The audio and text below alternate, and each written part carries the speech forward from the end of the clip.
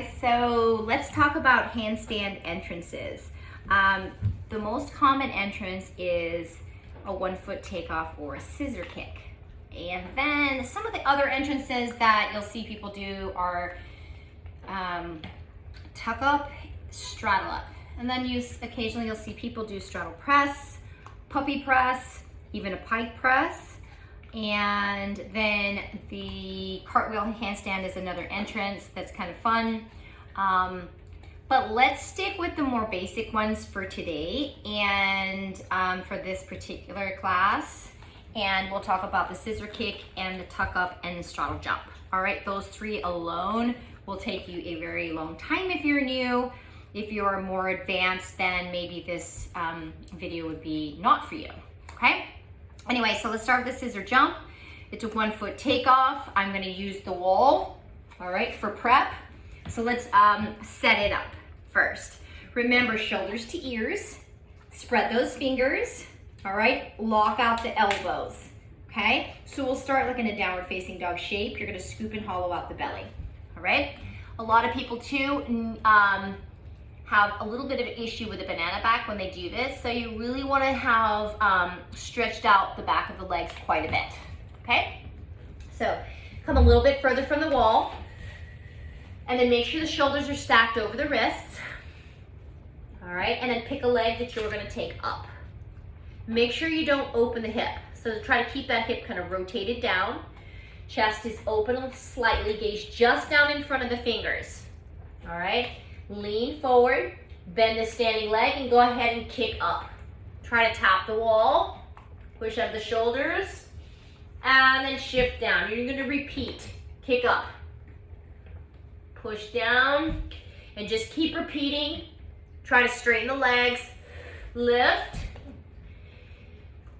and as you float up, maybe keep a little separation in the legs, looking down at your fingers, strong arms, and then shift down. Play with both legs. It will be helpful later on. I know in the beginning you always want to use one side. I'm the same, okay? So switch up the legs, all right? But scissor kicking is harder than it looks, especially if you don't stretch out the back of the leg. So make sure that every day you spend time either yoga practice, doing lots of forward folds. They literally can be as simple as grabbing the back of the feet, folding forward, all right? Just make sure you work on that. Okay, and then let's talk about some of the other entrances. Straddle and tuck. So let's go with straddle, which I think is a little bit easier than a tuck up, all right? So straddle jump, you start with the feet together. I see a lot of people straddle with the legs wide, all right? So you wanna have, this is the same setup with the hands, shoulder distance apart, but you wanna have the feet together, the back behind you, all right? Shoulders are forward, belly is scooping out, and then when you jump, you're gonna straddle. And I wanna show you what I often see. I often see this low straddle, right? Where the hips go up but the legs stay low, just like this, very low straddle. Think about taking the hips a little bit higher, all right? So, shoulders forward, scooping out the belly, leaning forward, strong arms, bend, and try to get the legs a little bit higher up. It's okay for the butt to go back a little bit. You can even let the legs hit the wall. That's fine. Try to balance off the wall, get your balance, maybe bring the legs together, and then you'll find that straddle again, and then land. All right, so straddle jumping is hard. Often too, the reverse and the coming down can look very messy. The return's actually harder than the jump. But let's just focus on the entrance for now, and we'll hone in on the coming down later. So remember, feet together at the bottom. You really wanna lock up the legs. I also see a lot of people bending the knees when they jump. Again, I've done it too, and then sometimes mess up and do it. Lock the knees out as soon as you jump in the air. As soon as the feet leave the ground, point the toes and lock the legs. So the easiest way to help lock out the legs is to point the toes, okay? okay? So point your toes, all right? So remember, we wanna get the hips high. Think up, not low hips, all right? So here we go again. Scoop out the belly. Shoulders forward, pull the belly in. Look forward, strong arms. Bend, hips up. Go ahead and let them touch the wall. It's totally okay. You can bring the legs together. You can take one leg off and balance. Then find your straddle. Squeeze the butt. That will help. And then try to lower the legs and bring them all the way down at the bottom. Okay? That's another thing that I wanted to point out is you need to squeeze the butt when you're in your straddle. You're thinking, how do you squeeze the butt in a straddle? You can actually squeeze the butt. It's those outer hip points that really need to engage, okay? So if you think you're not squeezing, like you're supposed to squeeze the butt cheeks, like here, think about squeezing these outer hips right here. Engage them, all right? So you're gonna externally rotate the legs a little bit. So think like this, squeeze the butt a lot, point the toes, lock out the knees, send those hips up, and it's gonna look good. All right, one more time. Hands down. Legs locked out, belly scooped, strong arms. Remember the legs, send them high. Point the toes, lock out the knees. Get ready, bend the knees, go. Lock out the knees, start to squeeze the butt. Go ahead and let the feet touch the wall if you need to. Bring them in, shift off the wall, balance. Find that straddle again. You can use the wall if you need it. And then gently lower the hips all the way down. All right? And I know that I'm kind of making it look easy. There's so many things to think about, things to do. Make sure you're breathing, all right? Stretch out the wrist before and after, okay? So let's talk about the tuck. Like I said, scissor, we just did the straddle up, and now we're gonna talk about the tuck. To be honest with you, 9 times out of 10 I straddle. I either straddle jump or straddle press. The tuck is different. It can look really sloppy. It can also look really cool. There's also a tendency for people who have really tight shoulders to struggle with this one. All right, so let's tuck up. Same handstand, same arm shape, sorry. Shoulders over wrists. Breathe, scoop the belly out, look forward, keep the knees together. A lot of people like to separate the knees. So you're gonna bend, keep the knees together. Go ahead and let the feet go up. Once you're up here, then you can pull one knee in, keep one toe on, pull the other in to balance, or just shift the other foot up. Balance, maybe pull that knee in, you can switch, pull it in, switch, in, and then down. And then next, let's do a tuck and then go up to a straight line back, tucking down. Again, that comes a little bit later, but it's important, of course. So we're gonna tuck up to a straight line. So with that tuck, remember, the knees really wanna pull into, or you wanna pull them into the chest. All right, so hands down. Get ready, breathe, scoop out the belly, look forward, bend the knees, point the toes, take the feet to the wall. Go ahead and take one knee in if you need to, the other, find the balance. Now see if you can straighten up the legs. You can use the wall for this. You can use the wall, squeeze.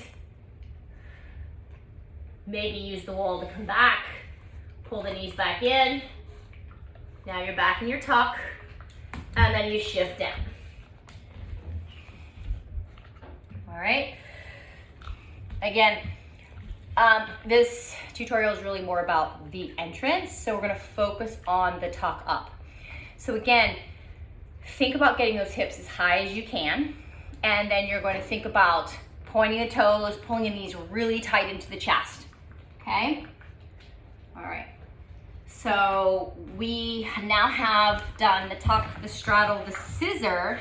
I'm quickly gonna show you the puppy press and the straddle press, pike, and cartwheel, but we're not gonna spend time on these. I'm just gonna show them to you. We're gonna do those in another video. So the puppy, you'll usually pick a leg. You'll bring the leg up and kind of out to the side, all right? You shift the weight, shoulders over ears, lean, and the shoulders go forward. You can almost push your head into the wall to lift up. Then you'll go to a straddle and scoop up. All right, and then shift down. I'm gonna move Marley.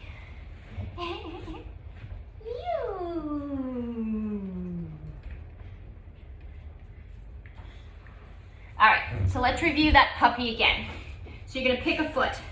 I'm going to show it to you from the side so you can see the shoulders, okay? I like to do my left. So I take the leg out to the side, I pull the knee in. A lot of people tend to do this. I see this a lot in a puppy press. I see the leg kind of lifting this way. Again, it's not necessarily a bad thing. It's just not really the puppy press. So the puppy press, the concept is the leg goes to the side, all right? Now this opposite foot, the foot on the ground, kind of needs to be off to the side and also very close to the opposite hand, okay? So you pull the leg up, shift, lean, look forward, shift those arms, extend the legs, and scoop up. Breathe. Use the wall as needed. Shift down, you can puppy down. All right, as I said, we're focusing less on this particular entrance. I'm quickly gonna show you the straddle press, the complete one. I'm gonna stretch my wrist first. The wrists get a beating on all this stuff. All right, shake it out. Now, remember this, for the straddle, it's all about that lean, all right? So I'm gonna scoop out. I want my hands really close to my feet.